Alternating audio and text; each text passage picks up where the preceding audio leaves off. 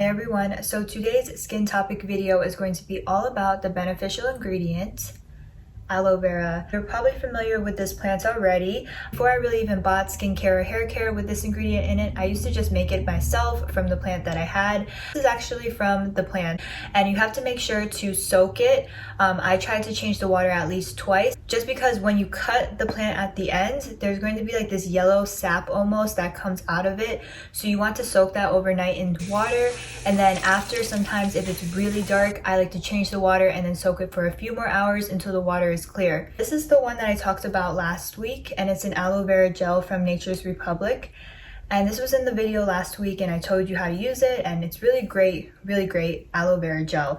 But sometimes I just want the plant itself, something really natural. It's really super simple to do, and I store it in whatever type of jar container that I have available, and I leave it in my fridge. What I do once again is soak it in water overnight to get that residue off, and then after that I cut it up and I scoop out all of the meat or the aloe vera gel inside. And then once you have just the gel, you want to soak it in cool water for at least 5 minutes. And then once I've soaked it in cool water for 5 minutes, I just blend it up with just a tiny bit of water added. I like to store it at least a week. After a week, I wouldn't really suggest to keep it, just because it does go bad since it is natural and has no preservatives in it. Before a week, it should be good in your fridge, and then I just have it on hand so I can do my natural DIYs and how to use it in skincare and hair care routine. I do want to go over the benefits because this plant holds so many wonderful benefits for your skin and for your hair. Okay, so first off, starting with the skin benefits, aloe vera is a very good basic natural moisturizer. It rehydrates the skin quickly, it moisturizes it, it keeps it supple, soft, all that. So that's just, I would say, the most basic level of what aloe vera does. Leading from that, number 2 is that it helps heal wounds and cuts, burns, all that.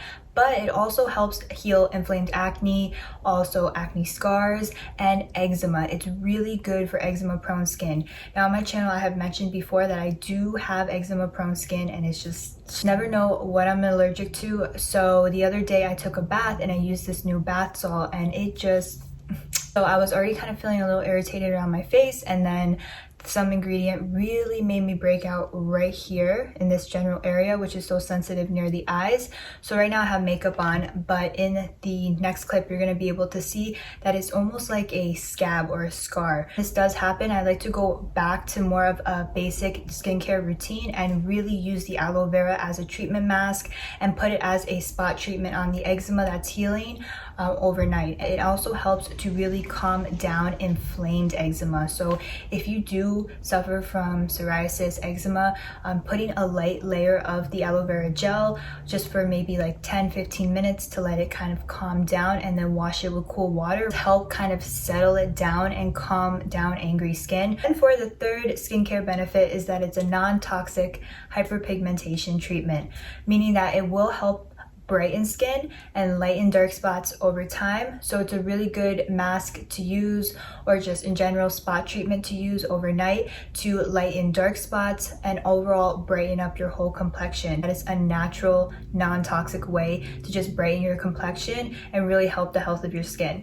So those are the 3 benefits that I have for the aloe vera plant for your skincare routine. Very slimy, but just start to apply it. Your normal wash off face mask, make sure to cleanse your skin first, and I'm just kind of doing a little bit of a thicker layer where I have that wound so it can kind of work its magic to heal it up. Explain how I did my hair mask last night. So I used 2 things. So I used the aloe vera all throughout my hair and especially on my scalp to massage it, but the first thing that I used was a coconut oil treatment for the ends of my hair. And this is a solid one. It's by PALMER'S, and even if you heat it up, it does not turn to liquid.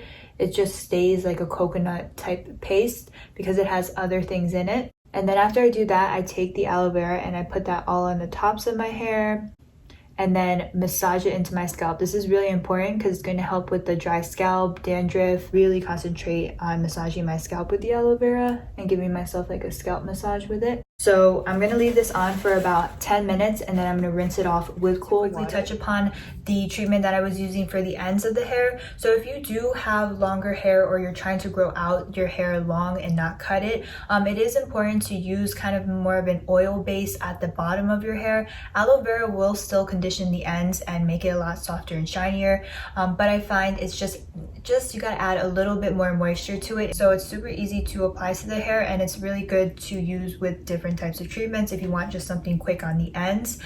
So what I like about this is not only is the base coconut oil, but it also has gardenia flower in it, olive oil, and vitamin E. The formula itself already has these ingredients in it, so you don't have to pre-mix it or anything. So it's a really good, inexpensive coconut oil hair treatment. So I really recommend this. If not, you could just use regular oils or regular coconut oil for the ends, or you could just use the aloe vera. I just wanted to throw this in because I usually do, when I do the treatment, I use a oil at the ends of my hair just because it just takes it to the next level. Really quickly of why it's really good for your hair. So first of all, it brings life back to your hair. Using it just on the hair itself really helps the shininess and smoothness of the hair. If you feel like your hair is super dry during the summertime or damaged from heat, putting aloe vera all over your hair as a pre-treatment to shampooing and conditioning it you'll see the next day bring the texture and the softness back to your hair. It does help promote hair growth. The plant itself will help your hair grow. You just have to apply it to the scalp.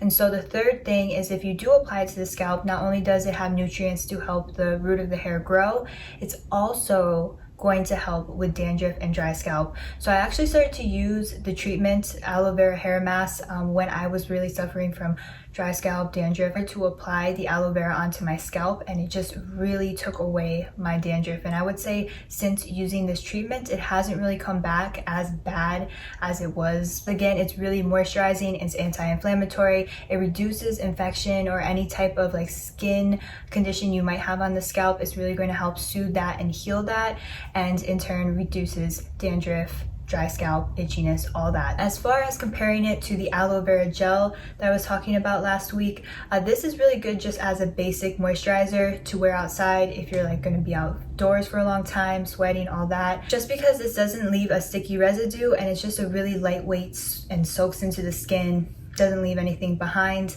If you were to use this straight gel as a moisturizer, which you still can, it does have a slimy residue and it will feel sticky throughout the day, so just keep that in mind. This one's really good as a lightweight moisturizer to use for multi-purposes. Treatment wise, the gel itself that you make from the plant works way better, I feel like. And as far as like treatment wise, you're going to see a result.